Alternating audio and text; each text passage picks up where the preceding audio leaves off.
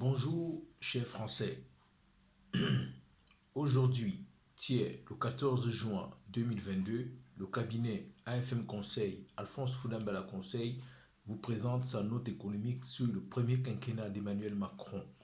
Cette analyse fait suite à la précédente analyse sous la présidence du président François Hollande. Le premier quinquennat d'Emmanuel Macron a été ponctué par plusieurs crises, dont notamment deux majeures, la crise des Gilets jaunes et la crise du coronavirus. C'est d'ailleurs à l'occasion de cette deuxième crise que le président de la République employait le terme de guerre, mais surtout sa fameuse expression « quoi qu'il en coûte ». La première crise, celle des Gilets jaunes, marquait la problématique récurrente du pouvoir d'achat. En effet, les Français exaspérés par la faiblesse de leur pouvoir d'achat, mais surtout par la pauvreté qui ne cesse de s'installer dans l'Hexagone, ont exprimé par cette jacquerie les difficultés à vivre au quotidien. Rappelons que les statistiques récentes affirment que 7 ménages sur 10 en France ont du mal à boucler la fin du mois.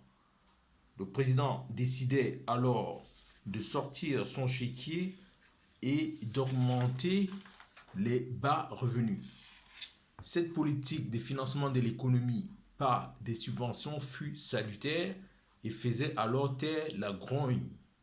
Le pouvoir d'achat fut réévalué et les Français en apprécièrent les effets.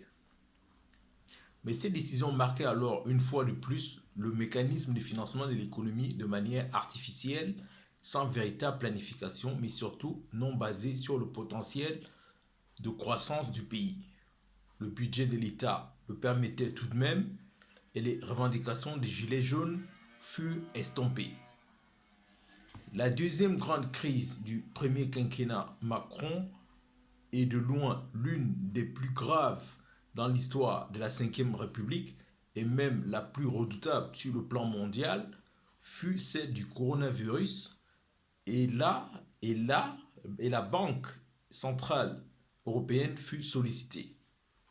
Il est important de souligner que la même BCE avait déjà été sollicitée, rappelons-nous, lors de la mandature du président Hollande, avec le plan quantitative easing, qui permit à la France de s'endetter fortement afin de relancer son économie par la consommation.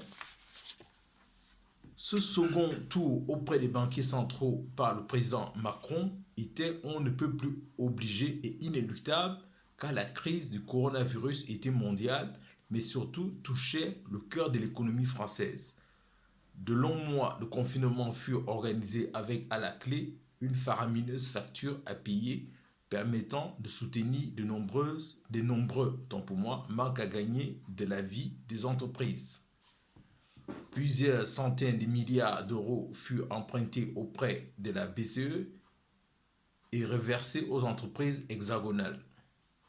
Le premier enseignement de ces stratégies de soutien de l'économie française démontre la sagacité et là même la ténacité du président Macron à résorber cette crise, d'où l'expression du quoi qu'il en coûte, qui énonçait son déterminisme à sauver l'économie tricolore. Mais seulement ces stratégies de financement par la Banque centrale a un revers, l'hyperendettement. Mais surtout, sur quelle génération cette hyperdette va-t-elle reposer? Les jeunes, les riches, les salariés, etc.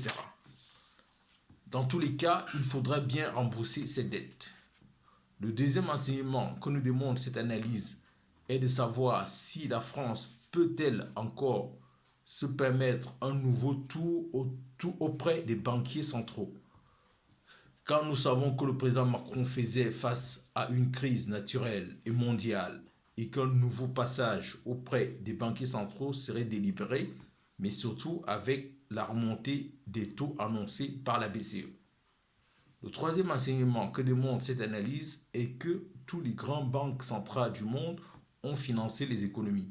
La Fed, la BCE, la Banque centrale chinoise, ainsi que celle du Japon, etc.